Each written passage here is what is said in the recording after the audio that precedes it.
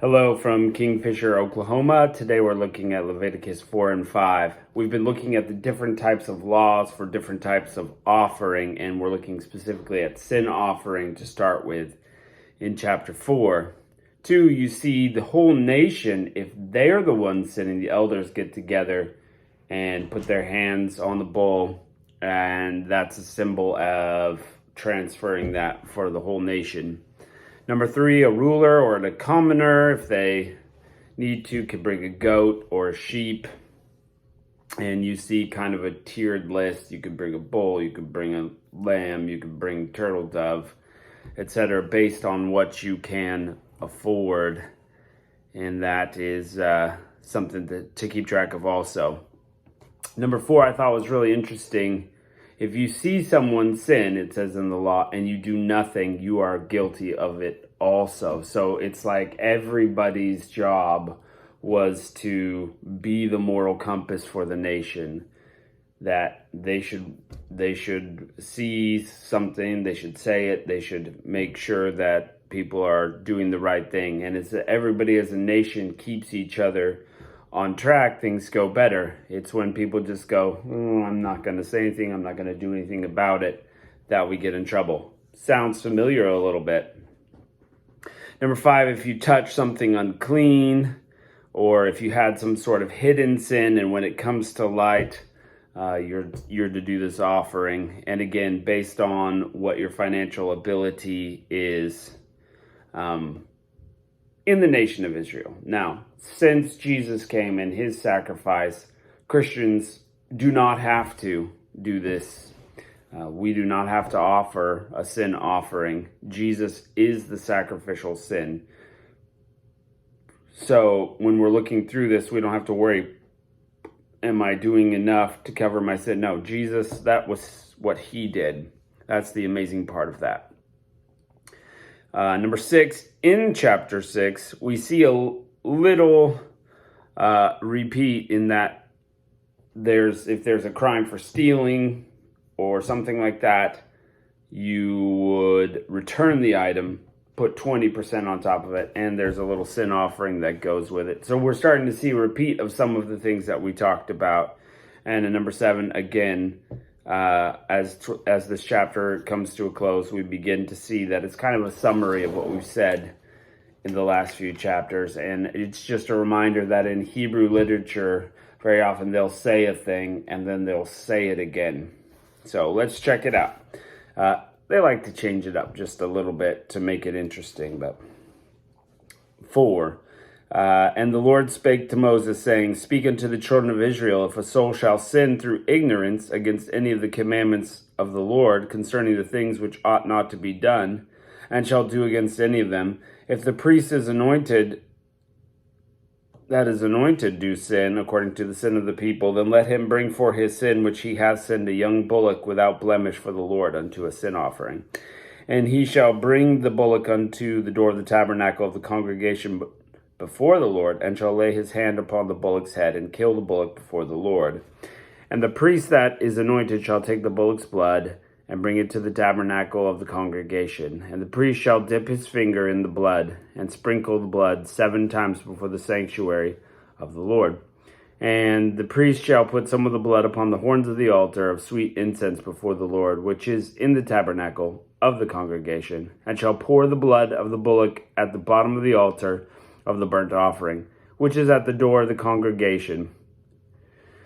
And he shall take from it all the fat of the bullock for the sin offering, the fat that covereth the inwards, and all the fat that is upon the inwards, and the 2 kidneys, and the fat that is upon them, that is by the flanks, and the caul above the liver, with the kidneys, it shall he take away.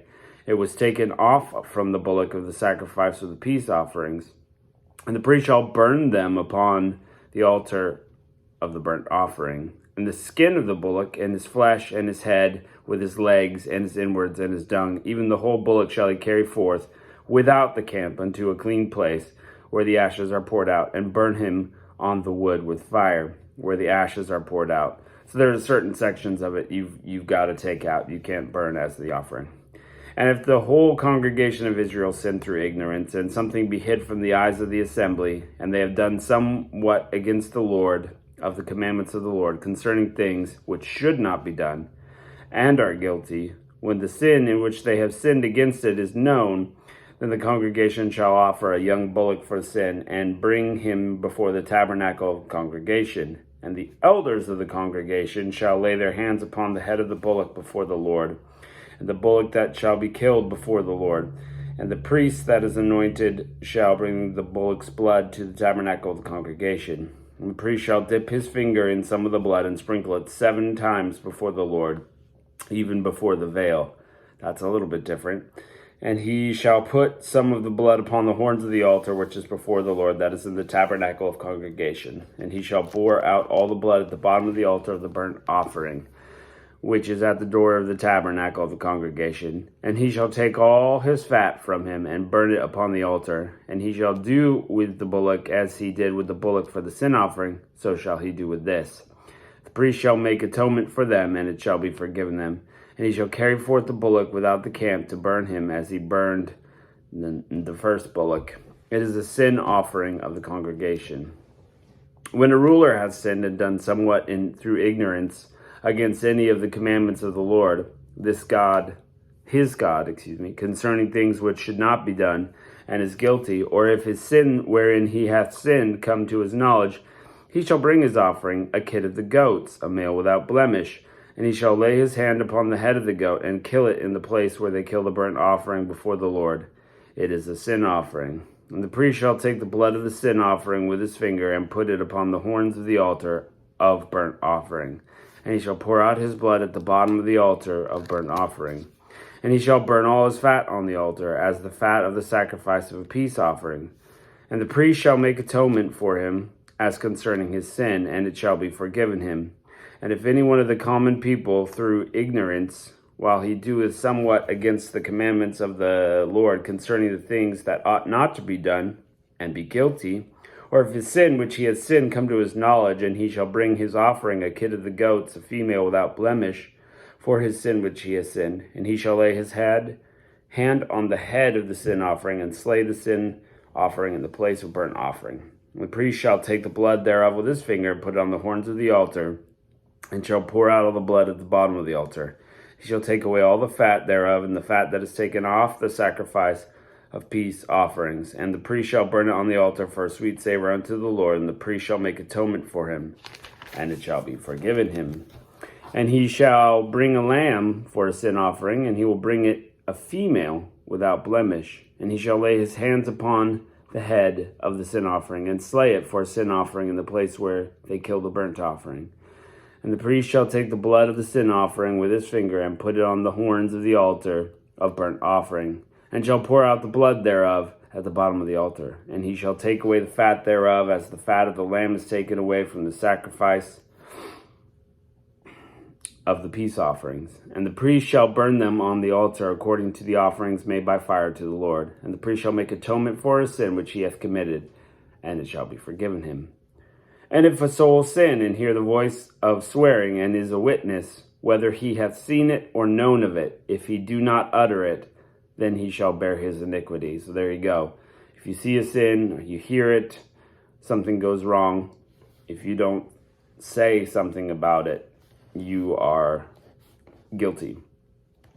Or if a soul teach any unclean thing, touch any unclean thing, whether it be a carcass of the unclean beast, or a carcass of the unclean cattle, or a carcass of the unclean creeping things, and if it be hidden from him, or he shall also be unclean and guilty. Or if whoever touch the uncleanness of a man, whatsoever the uncleanness it be, that the man shall be defiled within, and it will be hid from him, and he knoweth nothing of it, then he shall be guilty. Or if a soul swear, pronouncing with his lips to do evil, or to do good, whatsoever it be, that a man shall pronounce with an oath, it shall be hidden from him. When he knoweth of it, he then shall be guilty of one of these. And it shall be that when he is guilty of the one of these things, that he shall confess that he has sinned in that thing, and he shall bring his trespass offering unto the Lord for his sin which he has sinned, a female from the flock, a lamb or a kid of the goats, for a sin offering. And the priest shall make atonement for him concerning his sin. And if he not be able to bring a lamb, then he shall bring for his trespass which he hath committed 2 turtle doves or 2 young pigeons unto the Lord, for one for a sin offering and the other for a burnt offering. And he shall bring them unto the priest, and he shall offer that which is the sin offering first, and wring off its head from its neck, and shall not divide it asunder. And he shall sprinkle the blood of the sin offering on the side of the altar, and the rest of the blood shall be wrung out at the bottom of the altar. That is the sin offering. And he shall offer a second for a burnt offering according to the manner. And the priest shall make an atonement for him for his sin which he hath sinned, and it shall be forgiven him. And boy, do we all need forgiveness. But if he is not able to bring 2 turtle doves or 2 young pigeons that he hath sinned, shall bring forth his offering 1/10 part of an ephah of fine flour for a sin offering. He shall put no oil on it, neither shall he put any frankincense on it, for it is the sin offering. Then he shall bring it to the priest, and the priest shall take his handful, even a memorial thereof, and burn it on the altar, according to the offerings made by fire unto the Lord. It is the sin offering. And the priest shall make an atonement for him as touching the sin which he hath sinned in one of these, and it shall be forgiven him. And the remnant shall be the priest's as a meat offering. And the Lord spake unto Moses, saying, if a soul commit a trespass and sin through ignorance in the holy things of the Lord, he shall bring his trespass unto the Lord, a ram without blemish out of the flocks, and thy estimation of by shekels of silver after the shekel of the sanctuary for a trespass offering.